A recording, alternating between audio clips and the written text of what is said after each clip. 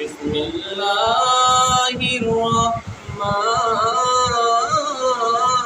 الرحيم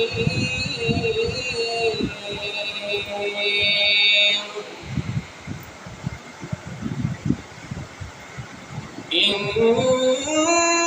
الله وملائكته يصلون على النبي يا أيها الذين آمنوا صلوا عليه وسلموا تسليما إن الذين يؤذون الله ورسوله لعنهم الله في الدنيا والآخرة لعنهم الله في الدنيا والآخرة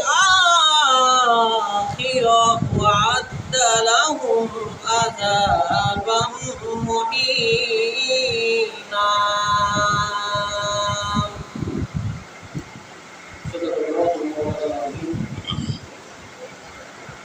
وصدق رسوله النبي الحبيب الكريم مولاي صل وسلم دائما ابدا على حبيبك خير الخلق اجمعين উপস্থিত সম্মানিত মুসলিম کرام মুরব্বি নিজাম দূরান্ত থেকে আগত আল্লাহ প্রেমিক নবী প্রেমিক দিনদার পরহেজগার মুত্তাকি ঈমানদার বান্দারা দাদা বয়সী মুরব্বীরা সমবয়সী নওজোয়ান ভাইরা স্কুল কলেজ ইউনিভার্সিটি বড় মেধাবী শিক্ষার্থীরা বিশেষ করে আজকে জুমার বয়ান জুমার আলোচনা অত্র মসজিদে চতুর্পাশে পর্দার আড়ালে অবস্থানরত মা ও বোনেরা যারা শুনছেন রহমানি ওয়া রাহমাতুল্লাহ আসসালামু আলাইকুম ওয়া রাহমাতুল্লাহি ওয়া বারাকাতুহু ওয়া আলাইকুম আসসালাম ওয়া রাহমাতুল্লাহি সর্বপ্রথম মহান মনিব মহান রব্বুল আলামিনের দরবারে শুকরিয়া জ্ঞাপন করছি যে মহান রব্বুল আলামিন আমাদেরকে দয়া করে মায়া করে করুণা করে ইহসান করে অনুগ্রহ করে আল্লাহর মসজিদের মধ্যে আজকে পবিত্র মাহে সফর শরীফের তৃতীয় জুমার নামাজ আদায় করার জন্য যে মনিব আমাদেরকে আল্লাহর মসজিদের মধ্যে এসে বসে রুকু করা সিজদা করার তৌফিক দান করেছেন ওই মহান মনিব মহান রব্বুল আলামিনের দরবারে প্রত্যেককে শুকরিয়াতে উচ্চ আওয়াজে একবার বলুন আলহামদুলিল্লাহ। সাথে সাথে লক্ষ কোটি দরুদ এবং সালামের নাজরানা হাদিয়া তোহফা পেশ করছি মানবতার মুক্তির দিশারি আকায়ে তাজদার রাজদার মানহা শাফাআতে মুস্তাফা নবী শাফাআতে কান্ডারি নবী আহমদ মুস্তাফা মুহাম্মদ মুস্তাফা বলুন সাল্লাল্লাহু তাআলা আলাইহি ওয়াসাল্লামের রওজা মোবারকে লক্ষ লক্ষ কোটি কোটি দরুদ এবং সালামের নাজরানা হাদিয়া তোহফা পেশ করছি সেজন্য আরেকবার উচ্চ আওয়াজে বলুন আলহামদুলিল্লাহ। সম্মানিত মুসলিম ইকরাম, আজ পবিত্র মাহে সফর শরীফের তৃতীয় জুমার নামাজ আমরা আদায় করার জন্য মসজিদের মধ্যে এসেছি। আস্তে আস্তে সামনে আমাদের যে মাস আগমন করছে মাহে রবিউল নূর শরীফ, যে মাস 12টি মাসের মধ্যে একটি অন্যতম মাস, পবিত্র মাস, প্রথম বসন্তের মাস। যেমন আমরা দেখি সারা বছর যে গাছের মধ্যে পাতাগুলা পেকে পড়ে যায়, গাছ থেকে ঝরে যায়, যখন বসন্তকাল আসে ওই নতুন গাছের মধ্যে নতুন নতুন পাতা জন্মায়। অনুরূপভাবে মাহে রবিউল আউয়াল শরীফ যখন আসে মুমিনের অন্তরে একটি খুশি উদযাপন করার, মুমিনের অন্তরে একটা উল্লাস উদযাপন করার, মুমিনের অন্তরে একটা আনন্দ উদযাপন করার একটি মাস। এই মাসটি হচ্ছে মাহে রবিউল আউয়াল মাস। জুড়ে বলুন সুবহানাল্লাহ। এমন একটি মাস আমাদের সামনে আগমন করছে। আল্লাহ পাক আমাদের প্রত্যেককে পবিত্র সকল ঈদের সেরা ঈদ ঈদে মিলাদুন নবী জুড়ে বলুন সাল্লাল্লাহু আলাইহি ওয়াসাল্লাম উদযাপন করার তৌফিক দান করুন। সকল বলুন আমিন। কারণ এটি এমন একটি মাস, সকল ঈদের সেরা ঈদ, যে ঈদের কারণে ঈদ উল ফিতর দামি হয়েছে, যে ঈদের কারণে ঈদ উল আজহা, ঈদ উল ফিতর এবং সমগ্র কুল কায়নাতে যত খুশির দিন আছে সকল খুশির দিন দামি হয়েছে যে ঈদের কারণে, এটা হচ্ছে ঈদে মিলাদুন নবী। সুবহানাল্লাহ। সামনে এই মাস আসছে, আল্লাহ পাক আমাদের সুন্দরভাবে ঈদে মিলাদুন নবী মাস অতিক্রম করার, ঈদে মিলাদুন নবী মাসকে সুন্দরভাবে আমরা চেষ্টা করব আগে থেকে এই ঈদে মিলাদুন নবী সাল্লাল্লাহু আলাইহি ওয়াসাল্লামের প্রস্তুতি গ্রহণ করার, আমরা সাজসজ্জা করার চেষ্টা করব। কারণ মানুষকে বুঝতে হবে, বিধর্মীদেরকে বুঝতে হবে, এই মাস এমন একটি মাস, মুসলমানের সেরা নবী, সকল আম্বিয়া কেরামের সরদার, আকায়ে তাজদার হযরত মুহাম্মদ মুস্তাফা সাল্লাল্লাহু আলাইহি ওয়াসাল্লামের আগমনের মাস, মাহে রবিউল আউয়াল শরীফ উপলক্ষে আপনারা চেষ্টা করবেন আপনাদের ঘরের মধ্যে বিশেষ করে পতাকা লাগানোর। কারণ হাদিসে পাকের মধ্যে আছে নবীজি যে এই দিন আগমন করেছেন, মক্কা শরীফের সকলে আনন্দে উল্লাস হয়েছে। এমনকি নবীজি যখন মক্কা শরীফ থেকে মদিনা শরীফের মধ্যে হিজরত করেছেন, তখন ছোট্ট ছোট্ট বাচ্চারা হাতের মধ্যে ফ্ল্যাগ নিয়ে, পতাকা নিয়ে নবীজিকে শুভ আগমন জানিয়েছেন। তারা একটি কবিতা বলেছেন, তালাল বদরু আলাইনা মিন সানিয়াতিল ওয়াদা ওয়াজাবা শুকরু আলাইনা মা দালিল্লাহি দা, এরকম বলে বলে বলে বলে নবীজির আগমনে তারা খুশি হয়েছেন। বলুন সুবহানাল্লাহ। আজকে আপনাদের সামনে আলোচনা করার জন্য মনস্থ করেছি 1400 শতাব্দীর মুজাদ্দিদ ইমাম আলা হযরত ইমাম মাহমুদ রাজা খাঁ ফাজলে বেলভী রহমাতুল্লাহ আলাইহি, যার 25শে সফর, যার ওফাত শরীফ, যার উরুস শরীফ সামনে আসছেন। এই উপমহাদেশের মধ্যে ইসলামকে, সুন্নিয়তকে যিনি কায়েম রেখেছেন, উনি হচ্ছেন ইমাম আলা হযরত ইমাম মাহমুদ রাজা খাঁ ফাজলে বেলভী রহমাতুল্লাহ আলাইহি। আমরা সকলেই জানি প্রতি 100 বছর পর পর আল্লাহ পাক একজন মুজাদ্দিদ পাঠান। এরকম করে যিনি প্রথম শতাব্দীর মুজাদ্দিদ ছিলেন, ওনার নাম হচ্ছে হযরতে উমর ইবনে আব্দুল আজিজ। উনি হচ্ছেন প্রথম শতাব্দীর মুজাদ্দিদ। এরপরে 100 বছর পরে যিনি দ্বিতীয় শতাব্দীর মুজাদ্দিদ, উনি হচ্ছেন হাম্বলি মাযহাবের ইমাম আহমদ ইবনে হাম্বল রাদিয়াল্লাহু তাআলা আনহু। তিনি হচ্ছেন দ্বিতীয় শতাব্দীর মুজাদ্দিদ ছিলেন। এরপরে 100 বছর পর আল্লাহ পাক আমাদের জন্য আরেকজন মুজাদ্দিদ পাঠিয়েছেন, ওনার নাম হযরত ইমাম নাসাই রহমতুল্লাহ আলাইহি। এরপরে 4র্থ শতাব্দীর মুজাদ্দিদ। এরপরে 100 বছর পরে আরেকজন মুজাদ্দিদ আগমন করেছে, ওনার নাম ইমাম বাইহাকি রহমতুল্লাহি আলাইহি। এরপরে 5ম শতাব্দীর মুজাদ্দিদ কুতুবুল আউলিয়া, সমগ্র ওলিদের সরদার হযরত ইমাম হযরতে গৌসে পাক মহিউদ্দিন আব্দুল কাদের জিলানী আল গিলানী আল হাসানি ওয়াল হুসাইনি রাদিয়াল্লাহু তাআলা আনহু। গৌসে পাক ছিলেন 5ম শতাব্দীর মুজাদ্দিদ। সুবহানাল্লাহ। এরপরে গৌসে পাকের 100 বছর পরে 6ষ্ঠ শতাব্দীর মুজাদ্দিদ ছিলেন হযরতে খাজা গরিব নওয়াজ রহমতুল্লাহি আলাইহি, যিনি ভারতের জমিনের মধ্যে আছেন। এরপরে 7ম শতাব্দীর মুজাদ্দিদ ছিলেন হযরত ইমাম তকিউদ্দিন দাকিক আব্দি রহমতুল্লাহি আলাইহি। এরপরে 8ম শতাব্দীর মুজাদ্দিদ তিনি ছিলেন হযরতে ইবনে হাজার আসকালানি রাদিয়াল্লাহু তাআলা আনহু। এরপরে 9ম শতাব্দীর মুজাদ্দিদ যিনি ছিলেন, উনি আপনারা সকলেই জানেন, একজন বড় দার্শনিক ছিলেন উপমহাদেশের। ওনার নাম হযরত ইমাম জালালউদ্দিন সুয়ুতি রহমতুল্লাহি আলাইহি। সুবহানাল্লাহ। এই জালালউদ্দিন সুয়ুতি, তিনি কেমন জালালউদ্দিন সুয়ুতি ছিলেন জানেন? যিনি স্বপ্নের মধ্যে একবার, দুইবার, তিনবার নয়, 75 বার আমার নবীজিকে স্বপ্নে দেখেছেন। সুবহানাল্লাহ। আরো জোরে বলুন সুবহানাল্লাহ। 75 বার দেখার পরও তার তৃষ্ণা মিটে না। কারণ নবীজিকে যে একবার দেখে সে 2 বার দেখতে চায়, 3 বার দেখতে চায়, যে 10 বার দেখে সেই 20 বার দেখতে চায়। আমার নবীজিকে দেখে অন্তরের মধ্যে কখনো তৃপ্তি আসে না। নবীজিকে দিকে যতবার দেখা হয় ততবার দেখতে ইচ্ছা হয়। সুবহানাল্লাহ। নবীজিকে 75 বার দেখেছেন।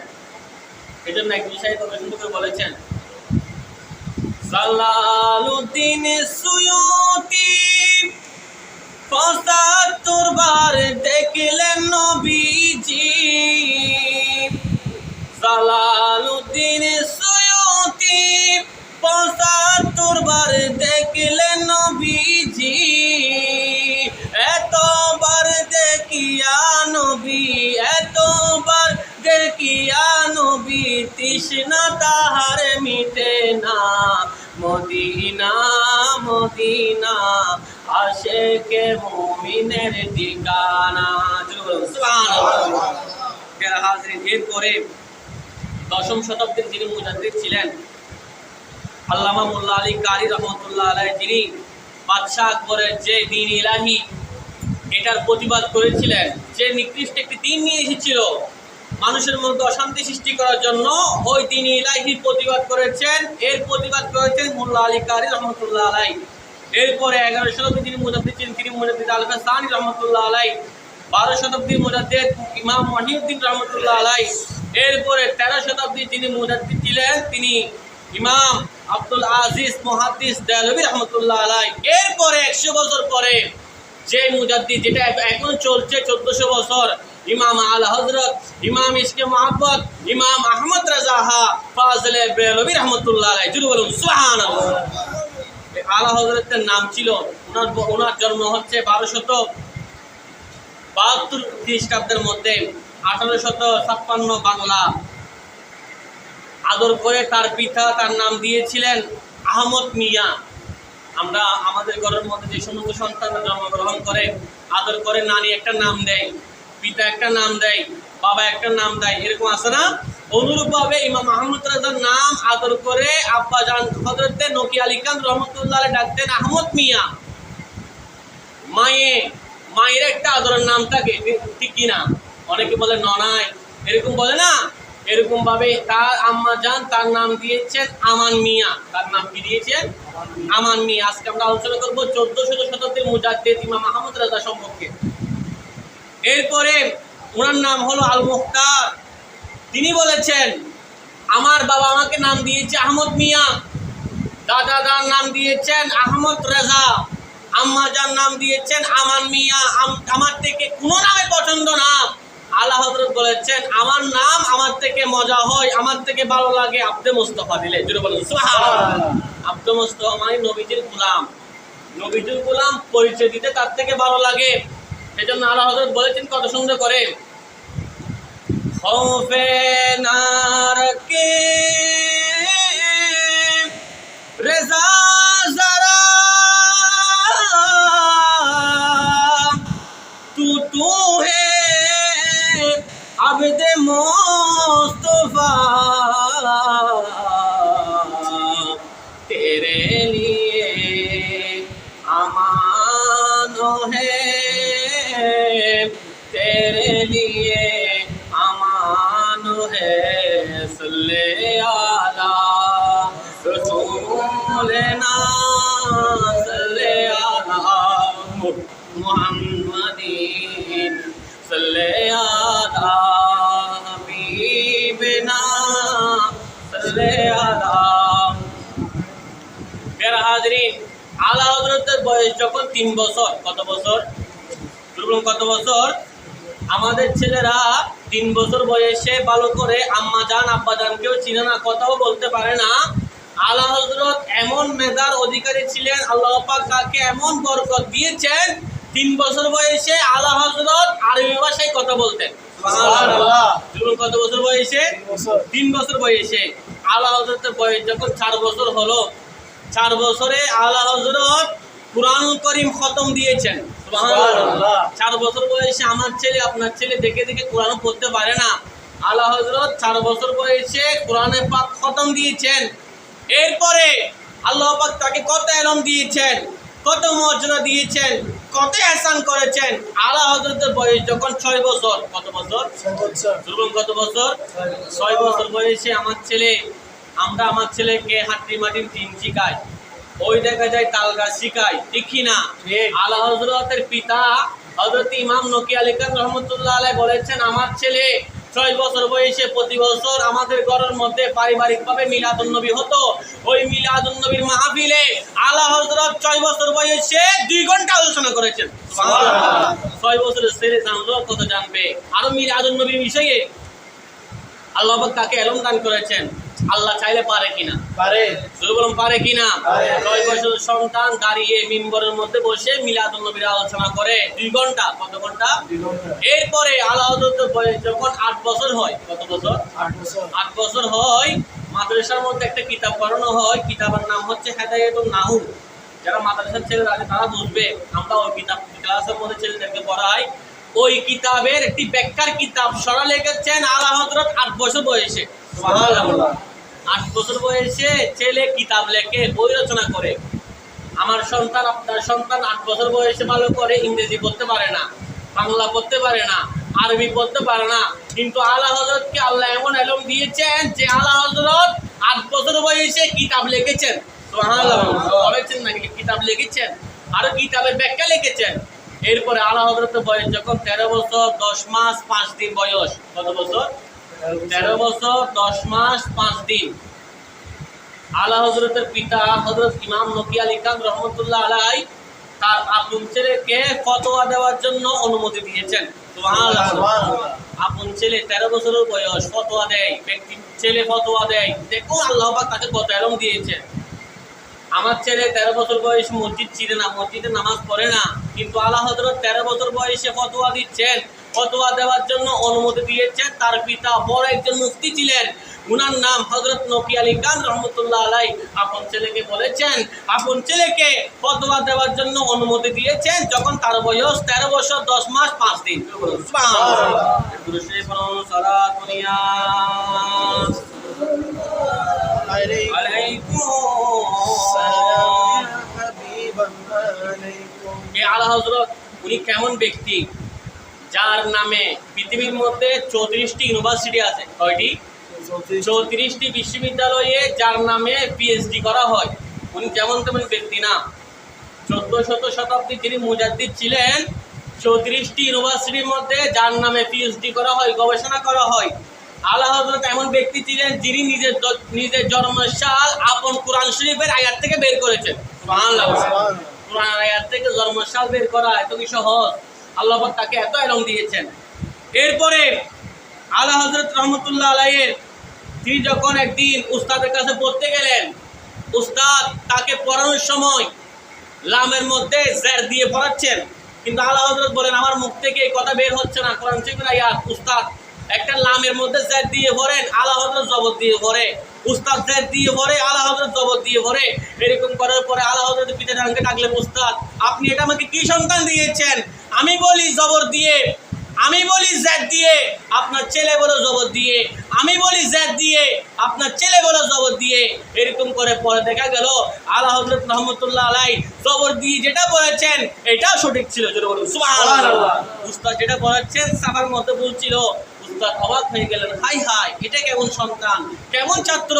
আমি পড়তেছি, আমি জানি না এখানের মধ্যে সাবার মধ্যে বলা আছে, এই সন্তান বলে দিচ্ছে। কারণ আল্লাহ হযরত বলেন আমার জবান থেকে কোরআন শরীফের আয়াত কখনো ভুল বের হতে পারে না। এরপরে একদিন একটা চিঠি আসলো, আল্লাহ হযরত রহমাতুল্লাহ আলাইহির নাম লিখলো হযরত ইমাম হাফেজ আহমদ রেজা। তখন কিন্তু তিনি হাফেজ হন নাই।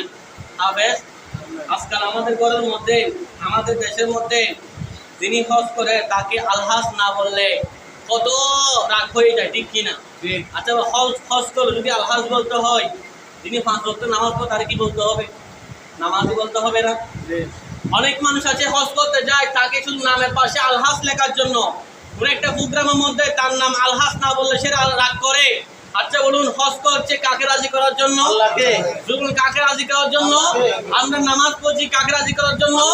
নামাজ ইবাদত আল্লাহর, আমরা আল্লাহর ইবাদত করি, সেজন্য আমরা নামাজের মধ্যে বলি ইয়াকা না'বুদু, আল্লাহ রে আমরা আপনার ইবাদত করি, ওয়া ইয়াকা নাস্তাইন, পৃথিবীর কারো সাহায্য চাই না, একমাত্র আপনি আল্লাহর সাহায্য চাই। জোরে বলুন সুবহানাল্লাহ। বের হাজিরিন, যখন এই হাফেজ নাম রাখলো, আল্লাহ হযরত বলেন আমার নাম তো হাফেজ নয়, নিশ্চয়ই এই ব্যক্তি বলে লিখেছে, এই ব্যক্তির লেখা ভুল হতে পারে না। আল্লাহ হযরত 30 দিনে হাফেজ হয়ে গেলেন। সুবহানাল্লাহ। জোরে বলুন সুবহানাল্লাহ। বের হাজিরিন, আলা হযরত রহমতুল্লাহ আলাইহি থেকে 21 প্রকারের ইলম ছিল। যিনি যে 21 প্রকারের ইলম তিনি উস্তাদ থেকে শিখেছেন। এরপর আরো ইলম তার থেকে 2 প্রকারের ইলম ছিল, একটা হচ্ছে ইলমে কাসবি আর একটা হচ্ছে ইলমে আতাই। ইলমে কাসবি তিনি বিভিন্ন উস্তাদদের থেকে শিখেছেন, ইলমে আতাই সরাসরি আল্লাহর পক্ষ থেকে এসেছে। জোরে বলুন সুবহানাল্লাহ। গুরু শেখুন সালাতুন ইয়া রাসূলুল্লাহ আলাইকুম সালাতুন ইয়া হাবিবাল্লাহ আলাইকুম। উনি ছিলেন ইমাম আহমদ রাজা খান কাদের বেলাল রহমাতুল্লাহ আলাইহি। হাদিস শরীফের সাথে আলা হযরতের কালাম মিল। হাদিসে পাকের মধ্যে আছে, একদিন আমার নবী রাহমাতুল্লাহ আলামিন হযরত মাওলা আলী শের হুদা রাদিয়াল্লাহু তাআলার মধ্যে ঘুমাচ্ছেন, আরাম করছেন। সাহাবীরা নবীজিকে কত তাজিম করতেন, সম্মান করতেন।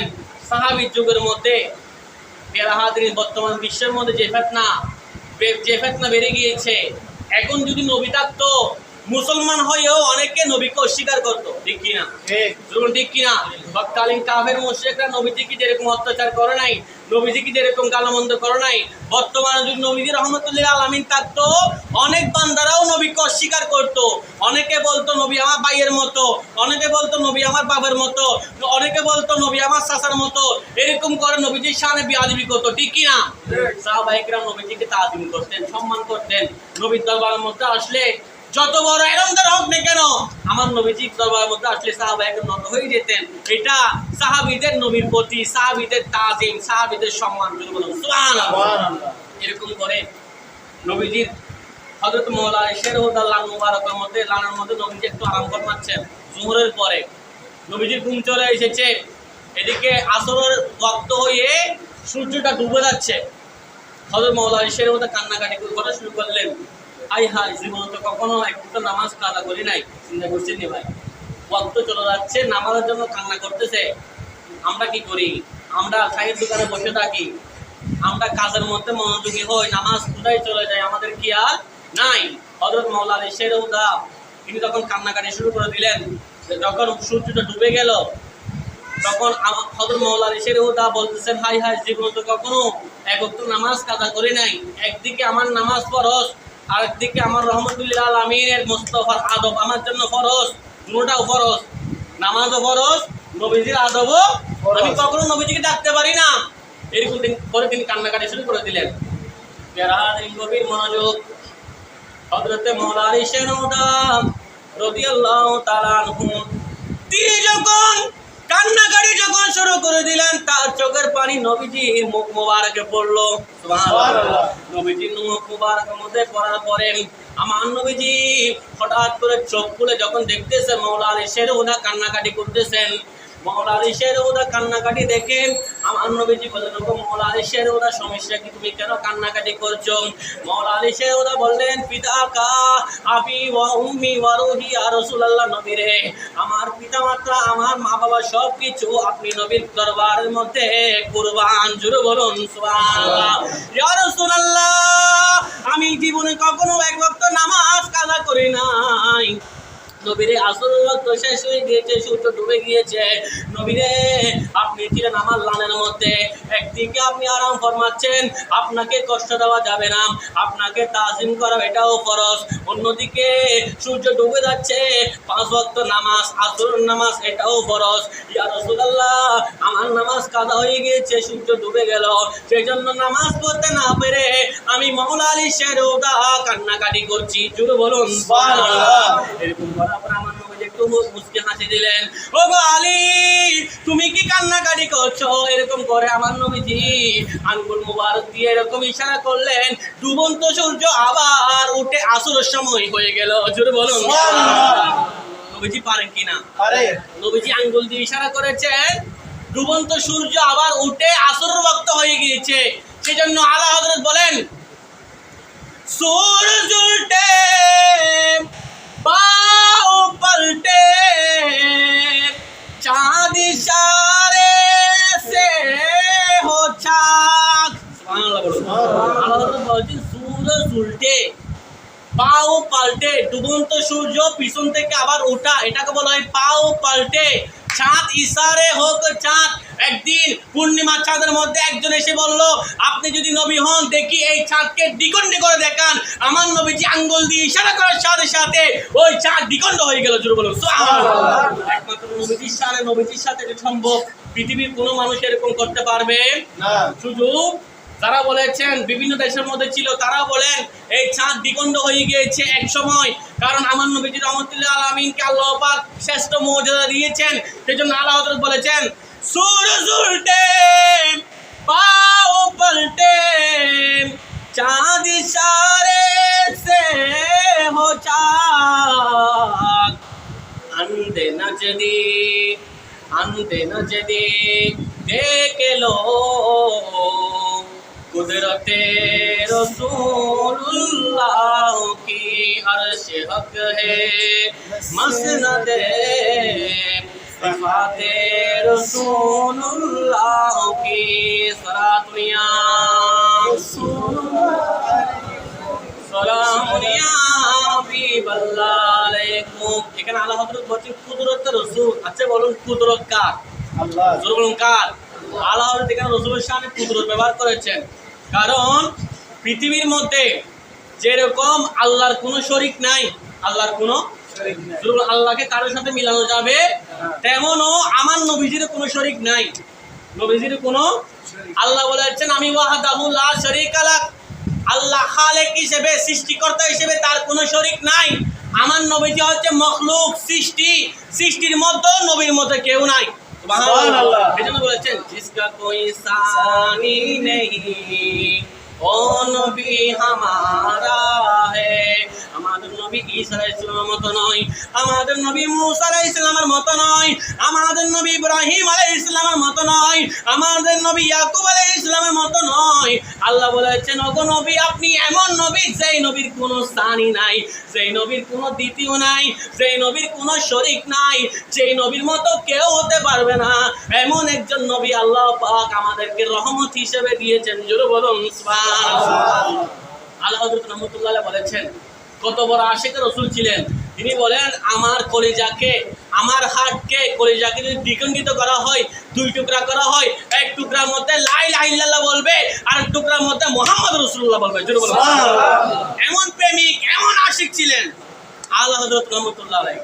মেরা হাজির, একজন মানুষ ইন্তেকালের পরে কবরের মধ্যে যে দুইজন ফেরেশতা আসে, ওই দুইজন ফেরেশতার নাম কি? একজনের নাম হচ্ছে মুনকার, মুনকির ন, কাফের নিচে জের ন, কাফের উপর জবর। একটা হচ্ছে মুনকার, একটা কি? একজন ফেরেশতার নাম হচ্ছে মুনকার, আরেকজন নাম হচ্ছে নাকির। এই দুইজন ফেরেশতা আমার কবরে যেরকম আসবে আপনার কবরে সেরকম ইন্তেকালের পরে কবরের মধ্যে যে দুইজন ফেরেশতা সওয়াল জবাব করার জন্য আসবে, একজনের নাম হচ্ছে মুনকার, আরেকজনের নাম হচ্ছে নাকির। হাদিসে পাক কিতাবের মধ্যে আছে ওরা এমন আকৃতির হবে, কোন কিতাবের মধ্যে আছে একজনের বদির থাকবে, কানের মধ্যে শুনবে না, আর একজন চোখের মধ্যে দেখবে না, শুধু আঘাত করবে, সওয়াল করার জন্য আসবে কবরের মধ্যে। বিশ্বাস হয়? ইন্তেকালের পরে যে কবরের মধ্যে সওয়াল জবাব আছে, এটা বিশ্বাস হয়নি? হয়নি। বিশ্বাস না থাকলে ঈমান থাকবে? ঈমান সবচেয়ে বড় দৌলত। মনে রাখবেন যারা মুশরিক, আপনি মুসলমান হয়ে জন্মগ্রহণ করেছেন, এর চেয়ে বড় শুকরিয়া আর কিছু নেই ভাই। কারণ দেখুন আপনার পাশে হিন্দু বাড়ির মধ্যে সে যখন মারা যায় তাকে জাহান্নামে যাওয়ার আগে দুনিয়ার মধ্যে জ্বালিয়ে ফেলে, ঠিক কি না? তারা জিজ্ঞেস করে ভাই তুমি এখানের মধ্যে তুমি জ্বালিয়ে ফেলে কেন? সে বলে জ্বালিয়ে সেটা যখন ছাই হয়ে যাবে আল্লাহ আমাদের কার খুঁজে হবে না। নাউজুবিল্লাহ বলুন, নাউজুবিল্লাহ। আচ্ছা বলুন তাদের বিশ্বাস আল্লাহ তাদেরকে আর খুঁজে পাবে না, কারণ আল্লাহ বলেছেন অসম্ভবকে সম্ভব করার। আল্লাহ যখন কুন বলবে সাথে সাথে ফায়াকুন হয়ে যাবে, আল্লাহ শুধু হও বলবে সবকিছু হয়ে যাবে। জোরে বলুন সুবহানাল্লাহ। এরকম একটা ঘটনা আছে, এদিকে যাওয়ার যেহেতু জুমার দিন খুব সংক্ষেপে আলোচনা করতে হবে। বলেছিলাম মুনকার নাকিরের কথা, প্রত্যেকের কবরের মধ্যে সওয়াল জবাব করবে। মানুষ যদি ঈমানদার হয়, মানুষ যদি মুমিন হয়, তার সওয়াল জবাব সে দিতে পারবে, ঠিক কি না? ওই কবরের মধ্যে যে সওয়াল জবাব হবে এটা হবে আরবিতে। কোথায়? কি ভাষা? কি ভাষা? আমার সাথে তো আরবি ভাষা জানে না। এখন প্রশ্ন করেন হুজুর আমরা তো এখানের মধ্যে বাংলা ভাষা জানি, আরবি ভাষা জানি না, বাংলা ভাষা যেহেতু জানি, আমার প্রশ্ন তো বাংলায় হওয়ার কথা, এখানের মধ্যে আরবিতে কেন হবে? আর আরবিতে হলে আমি যেহেতু দুনিয়ার মধ্যে আরবি বুঝি না, ওইখানের মধ্যে কি আরবি বুঝবো? মনে রাখবেন, আল্লাহ রসুলের ভাষা হচ্ছে আরবি। সুবহানাল্লাহ বলো। কোরআনের ভাষা আরবি, কোরআনের ভাষা মুহাব্বতের ভাষা। এমনকি কবরের মধ্যে প্রশ্ন করা হবে আরবিতে। কবরের মধ্যে প্রথম প্রশ্ন করা হবে মান রব্বুকা, তোমার রব কে? তোমার রব কে? তোমার রব, আচ্ছা তোমার রব কে? এখানে প্রশ্ন করেছেন দুনিয়ার মধ্যে, কে এটা জিজ্ঞেস করবেন নি, সামনে বলবেন তোমার রব কে। এখন তোমার রব কে? সে যদি মুমিন বান্দা হয় সে বলবেন রব্বি আল্লাহ, বলবেন সুবহানাল্লাহ, আমার রব হচ্ছে আল্লাহ। দ্বিতীয় নম্বর প্রশ্ন ওয়ামা দীনুকা, তোমার দিন কি? সে বলবে, যদি মুসলমান হয় সে বলবে আমার দিন হচ্ছে ওয়াদিন ইসলাম, আমার দিন হচ্ছে ইসলাম ধর্ম। সুবহানাল্লাহ। এজন্য কবরের মধ্যে রাখা হয় বিসমিল্লাহি ওয়া আলা মিল্লাতি রাসূলিল্লাহ, আমাকে আপনাকে মিল্লাতে রাসূলের উপর ছুঁয়ে দেওয়া হবে। মিল্লাত মানে ইসলাম। সুবহানাল্লাহ।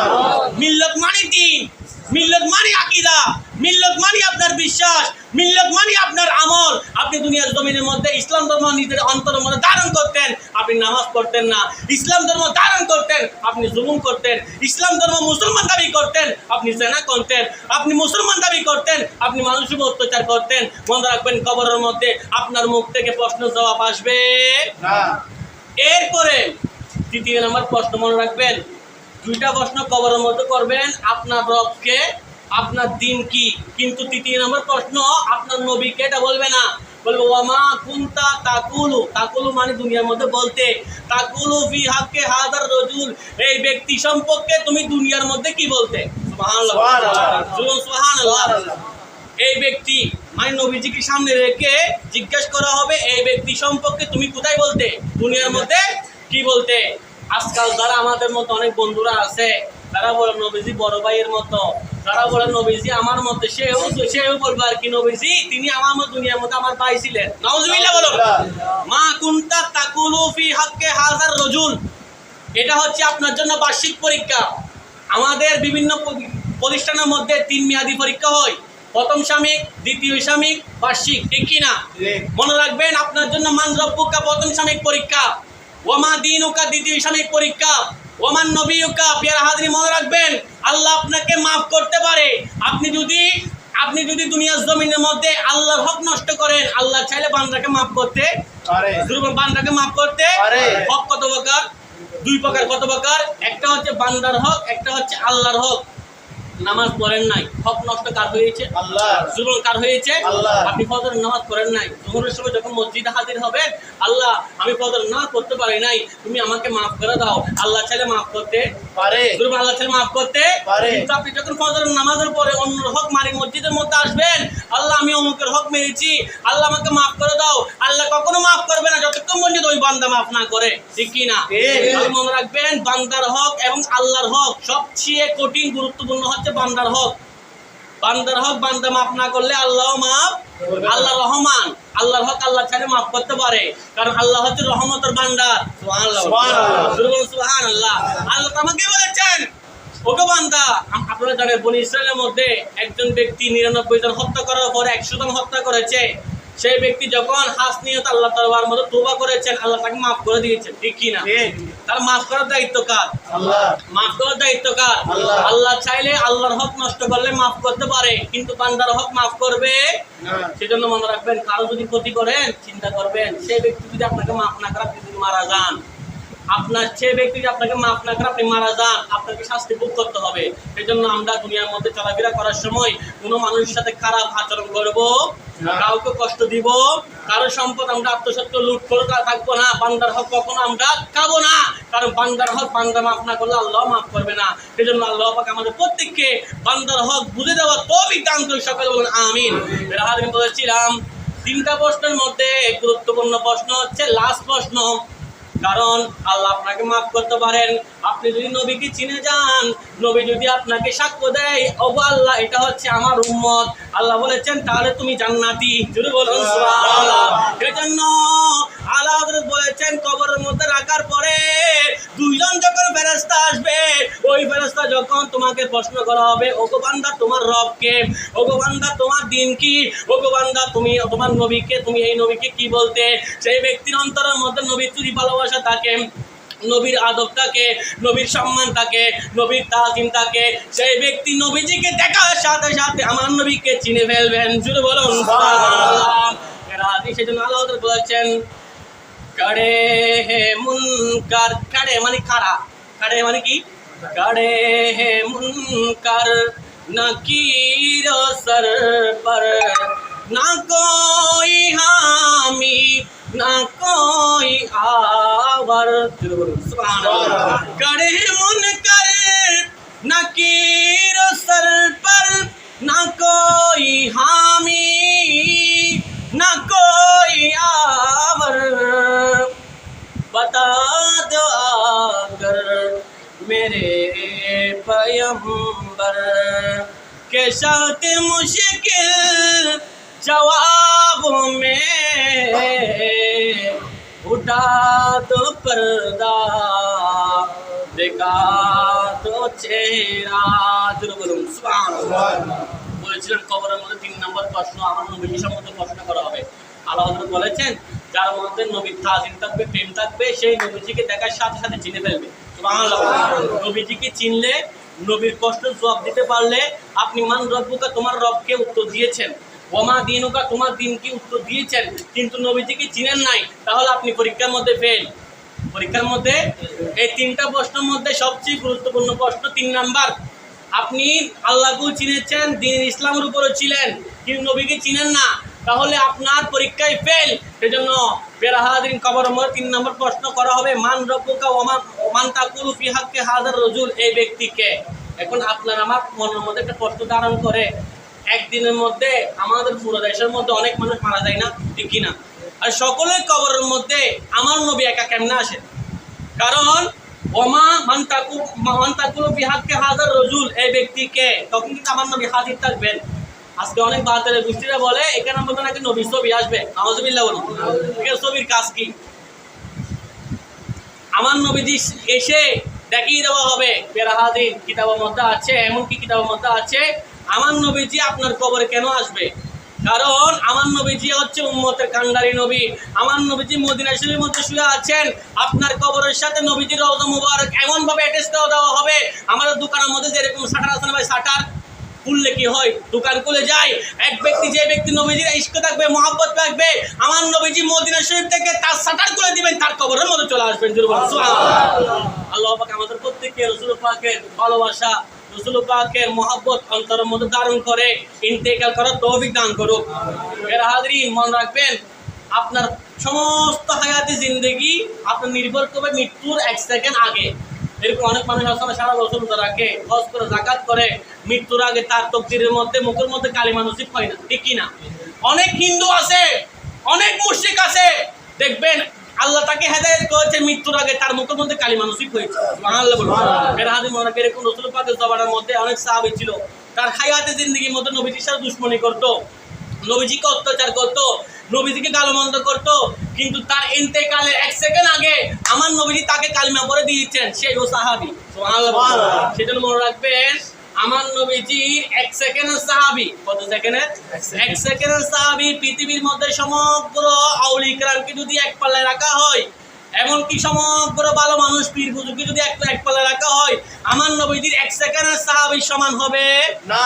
1 সেকেন্ডের সাহাবী সমান হবে না। এজন্য আমার নবীজি বলেছেন মান রাআনি, আমার নবীজি বলেছেন যে আমাকে দেখেছে সে যাতে আমাকে সত্যি সত্যি দেখলো, যে আমাকে দেখবে তার জন্য জাহান্নামের আগুন হারাম।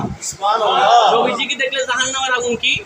আল্লাহ পাক আমাদের প্রত্যেককে জীবনে একবার হলো, স্বপ্ন হলো আমার নবীজি দিদার নসিব করুক। আমিন। আর জোরে বলুন আমিন। আমিন। যেটা মূল কথা বলতে চাইছিলাম, আল্লাহ হযরত 1400 মুতাদিন ছিলেন, উনি আশিক রাসূল ছিলেন। উনি বলেন আমার জীবন আমি রাসূল পাকের সম্মানে কাটিয়ে দিয়েছি, রাসূল পাকের তাজিমে কাটিয়ে দিয়েছি। আল্লাহ হযরতের জীবনকে বাস্তবায়ন করার জন্য আমরা যদি তাকে ফলো করি, আমার এবং আপনার অন্তরের মধ্যে যদি নবীর আদর্শকে বাস্তবায়ন করি, মনে রাখবেন আপনার যদি আমল না থাকে, 1% যদি রাসূল পাকের মহব্বত থাকে, ওই 1% আপনার জন্য নাজাতের জন্য যথেষ্ট হয়ে যাবে। সুবহানাল্লাহ। আল্লাহ পাক এতক্ষণ পর্যন্ত আমি অদম গুনাহগার যা কিছু আলোচনা করেছি আমি সহ প্রত্যেককে বোঝার তৌফিক দান করুক, আমিন। এর হাজিরিন, আপনাদের উদ্দেশ্যে আমি কিছু কথা বলি। আমরা সকলেই জানি এই মসজিদের মধ্যে আপনারা সকলেই শুক্র